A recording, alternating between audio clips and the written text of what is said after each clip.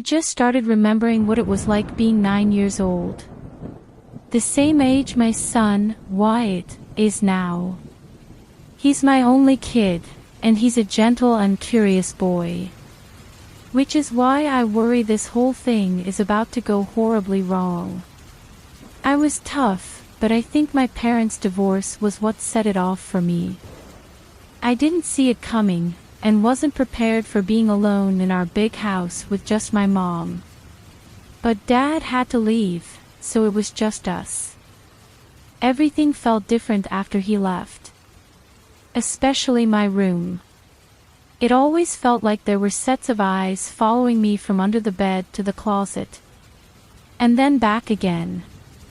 I'd walk past the closet and see movement in my peripherals, but I'd never turn fast enough to catch it. The incidents in the closet grew over time. It'd be every 3 or 4 nights. Sometimes 6. Sometimes 10. Just long enough for me to hope the thing wasn't coming back. But then I'd be laying in bed, and a coat hanger would twist and squeak. Or a toy block would tumble, or pages in a book would flip. One night my closet door slowly creaked open. I pulled the covers down and finally saw what it was. My scream shook the town, and my mom was in my room in under 5 seconds flat. She'd been awake and trying to drink herself to sleep down the hall. My mom checked the closet, but found nothing. I convinced her to let me sleep in her bed that night, but she was adamant it wouldn't become a habit.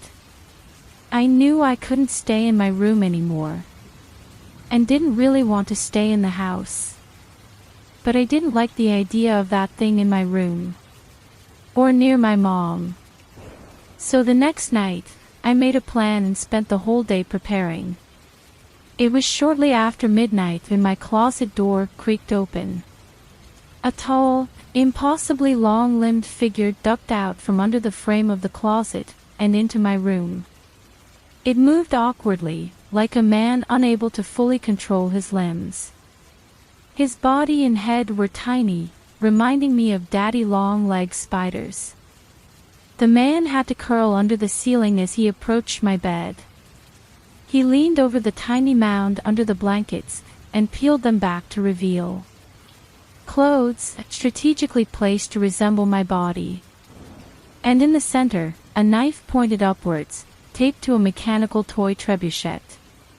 Its trigger pin had a long string attached to it, which ran off the bed and behind the dresser, along the wall, and to a mound of clothes in the corner, which I was hidden in. I'd tricked it. I pulled the string and the pin yanked out. The trebuchet snapped forward and the knife swung up, slamming into the tall man's face. He stumbled backwards, falling into the closet and pulling the door shut behind him. I climbed out of my hunting blind with a hockey stick I'd taped a flashlight to and another one of my mom's knives to the end of. I opened the closet, ready to jab forward, but it was empty. I turned on the ceiling lights and found a trail of strange dark blood from my bed to the middle of the closet. The blood disappeared in the middle of the floor. I cleaned the blood up with bleach and left the light on for the rest of the night. Then I moved to the second part of my plan. Our family were big campers, and I'd watched my dad set up the tent plenty of times.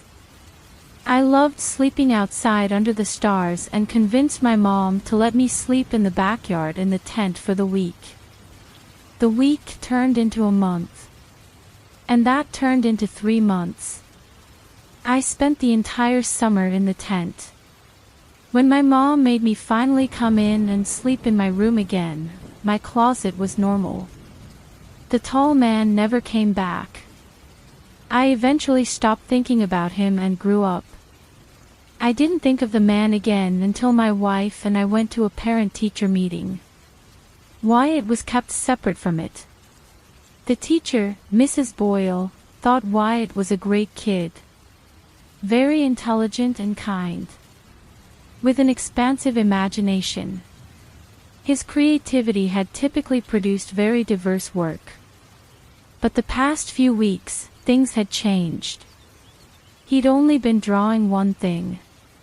It was a stick figure of a frightening, distorted-looking man, who was very tall. The man's arms and legs were long. Too long for the tiny head and body, which were made up of small swirls and spikes. Wyatt had written "Mr. Daddy Long Legs" on all of the drawings. My heart skipped a beat and I felt like I was 9 again. Apparently, Wyatt was speaking with Mr. Daddy Long Legs constantly in class. I didn't remember anything else that was said in the meeting. It was like I went deaf. My wife and I picked Wyatt up from the adjacent classroom after. It was a quiet walk to the car, and an even quieter drive. From the back seat, Wyatt finally broke the silence. He asked if Mrs. Boyle brought up the drawings. I said she did bring them up. Then asked Wyatt who the man in the drawings was. Wyatt told me, "You know who he is. You met him before." I lied and responded, "I don't remember meeting him." Wyatt leaned forward in his seat, up to my shoulder, and whispered, "He remembers meeting you."